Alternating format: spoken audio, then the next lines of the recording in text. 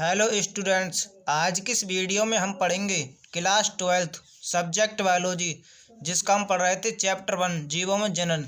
Students, अब तक मैंने इस चैप्टर की 6 वीडियो अपलोड कर दी हैं। अगर आपने एक भी वीडियो नहीं देखी हो तो उन 6 वीडियो की लिंक इस वीडियो के डिस्क्रिप्शन बॉक्स में मिल जाएगी, आप वहाँ से आकर पढ़ सकते हैं। तो चलिए स्टूडेंट्स, आज की वीडियो शुरू करते हैं। हमारी पहली हेडिंग है कायिक प्रबंधन का आर्थिक महत्व। इस हेडिंग के अंतर्गत हम पढ़ेंगे स्टूडेंट्स कायिक प्रबंधन का आर्थिक महत्व निम्नलिखित है। नंबर एक है, यह प्रबंधन की सस्ती एवं आसान विधि है। वृद्धि तीव्रता से होती है, यह वृद्धि तीव्रता से होती है। अब हमारे 2 नंबर है, वृद्धि तीव्रता से होती है। अब 3 नंबर, बहुत से फलदार वृक्ष को परिपक्व होने में तथा फल लगने में कई वर्ण लगते हैं, परंतु इस विधि से एक ही वर्ण में पौधे पर फल आने लगते हैं। स्टूडेंट्स, आगे चलते हैं। अब जैसे कि हमारी अब 4 नंबर है, केला, अनानास, गुलाब, अंगूर जिसमें बीज नहीं बनते हैं कायिक प्रबंधन का एकमात्र मार्ग है। अब 5वां पॉइंट है, इस विधि द्वारा उत्पन्न पौधे रोगग्रस्त होते हैं। इस विधि के द्वारा उत्पन्न पौधे होते हैं वो रोगग्रस्त होते हैं। अब हमारी नेक्स्ट हेडिंग पढ़ेंगे हम, हेडिंग नंबर 2।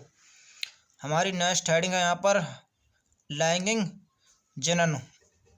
लैंगिक जनन, इस हेडिंग का अंतर्गत पढ़ेंगे जनन की इस प्रक्रिया में नर तथा मादा युग्मकों का निर्माण एकल जीव द्वारा अथवा 2 अलग अलग जीवों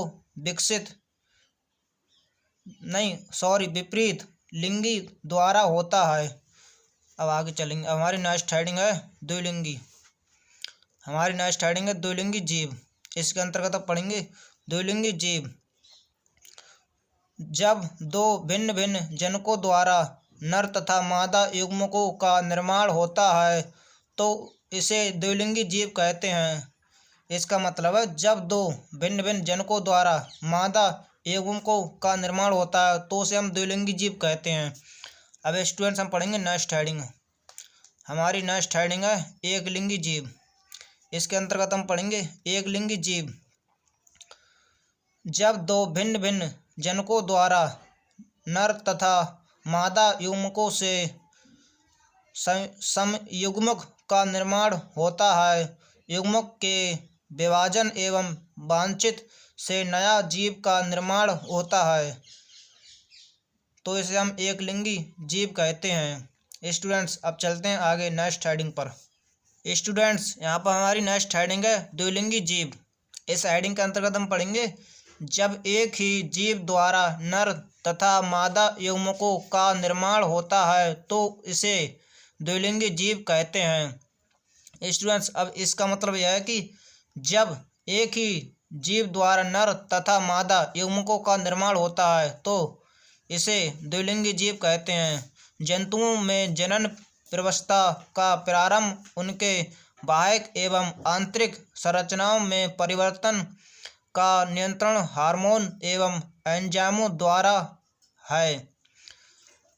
होता है।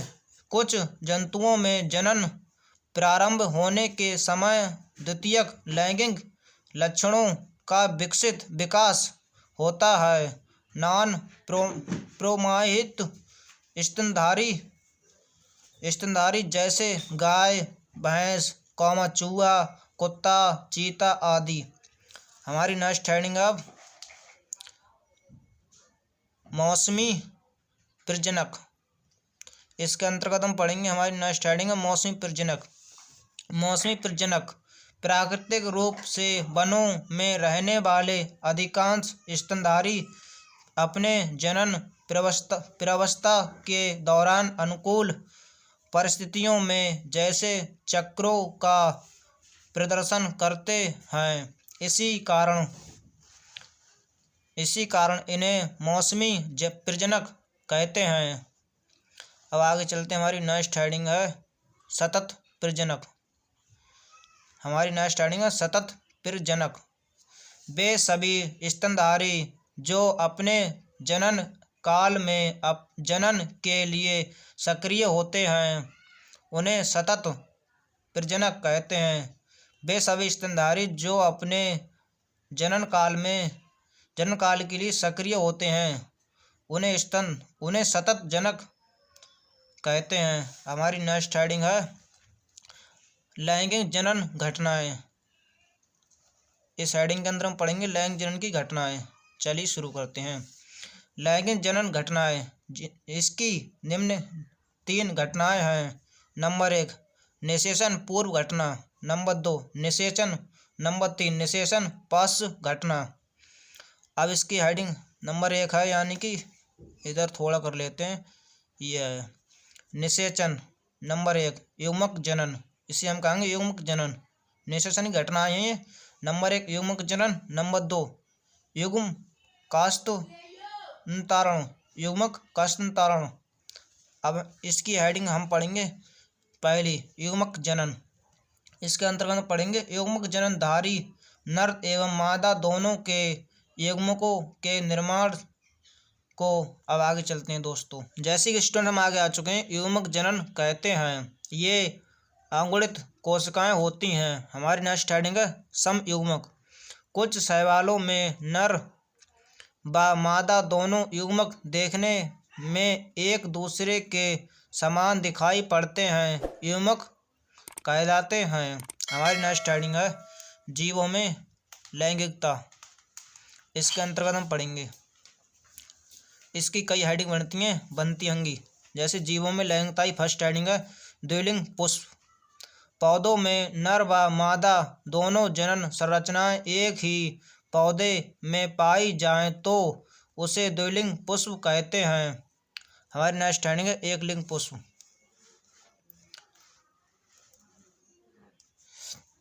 जब पौधों में नर व मादा दोनों जनन संरचना भिन्न भिन्न पौधों पर पाई जाए तो उसे एकलिंगी कहते हैं।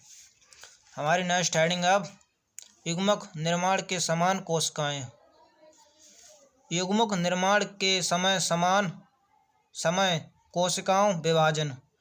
हमारी नेक्स्ट हेडिंग स्टूडेंट युग्मक निर्माण के समय कोशिका विभाजन। युग्मक अगुणित है, चाहे उनके जनक अगुणित हों या द्विगुणित। अगुगुणित में आगे चलते हैं स्टूडेंट्स। अगुणित में युग्मकों का निर्माण समसूत्री विभाजन द्वारा तथा द्विगुणित जनकों में युग्मकों विभाजन द्वारा तथा द्विगुणित जनकों आगे चलते हैं जनकों में अर्धसूत्री द्वारा होता है तथा द्विगुणित जनकों में अर्धसूत्री द्वारा होता है। स्टूडेंट्स यहाँ पर हेडिंग होती कंप्लीट। चलिए नेक्स्ट हेडिंग देखते हैं। यहाँ पर स्टूडेंट्स हम आगे आ चुके हैं। हमारी नेक्स्ट हेडिंग है एक लिंगी पुष्प। जब पौधों में नर तथा मादा दोनों जनन संरचनाएं भिन्न पौधों पर पाए जाएं तो उसे एक लिंगी कहते हैं। हमारी नेक्स्ट हेडिंग है युग्मक निर्माण के समय कोशिका विभाजन। युग्मक अगुणितीय होते हैं, चाहे उनके जनक अगुणितीय हों या द्विगुणितीय। जनकों में युग्मकों का आगे चलते हैं स्टूडेंट्स निर्माण युग्मकों का निर्माण समसूत्री विभाजन द्वारा व द्विगुणितीय जनकों में अर्धसूत्री विभाजन द्वारा होता है। हमारी नेक्स्ट हेडिंग है स्टूडेंट्स युग्मक स्थानांतरण। इसके अंतर्गत हम पढ़ेंगे युग्मक स्थानांतरण। युग्मक धारियों में युग्मक निर्माण के पश्चात नर तथा मादा युग्मकों एक दूसरे के निकट आते हैं ताकि निषेचन की क्रिया संपन्न हो सके। अब स्टूडेंट्स हमारी नेक्स्ट हेडिंग है निषेचन। इसके अंतर्गत हम पढ़ेंगे निषेचन दो युग्मकों के समयुग्मक को प्रक्रिया को युग्मक संलग्न कहते हैं, जिसके फलस्वरूप द्विगुणितीय युग्मक जनन का निर्माण होता है। आगे चलते हैं स्टूडेंट्स। इस क्रिया को ही निषेचन करते हैं। हमारी नेक्स्ट हेडिंग है अनिषेचक जनन। जब बिना निषेचन के ही मादा युग्मक से नए जीव का निर्माण होने लगता है इसे अनिषेचक कहते हैं। अब स्टूडेंट हम पढ़ेंगे नेक्स्ट हेडिंग। यहाँ पर हम स्टूडेंट्स आगे आ चुके हैं। हमारी नेक्स्ट हेडिंग है वाहक निषेचन। जब यह क्रिया शरीर से बाहर जल में संपन्न होती है तो इसे वाहक निषेचन कहते हैं। हमारी नेक्स्ट हेडिंग है हेडिंग नंबर 3 निषेचन पार्श्व घटनाएं। वे सभी घटनाएं जो युग्मनज निर्माण के पश्चात लैंगिक जनन के संपन्न होती हैं। स्टूडेंट्स आगे चलते हैं।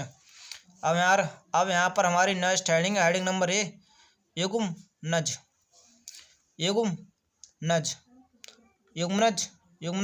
द्विविभाजन होते हैं क्योंकि इसका निर्माण 2 अगुणितीय युग्मकों से संपन्न होता है। हमारी नेक्स्ट हेडिंग यहाँ पर हेडिंग नंबर बी भ्रूणोद्भव वह प्रक्रिया जिसमें युग्मनज से भ्रूण का विकास होता है भ्रूणोद्भव कहलाती है। स्टूडेंट्स अब यहाँ हमारी नेक्स्ट हेडिंग है यहाँ पर अंडप्रजनक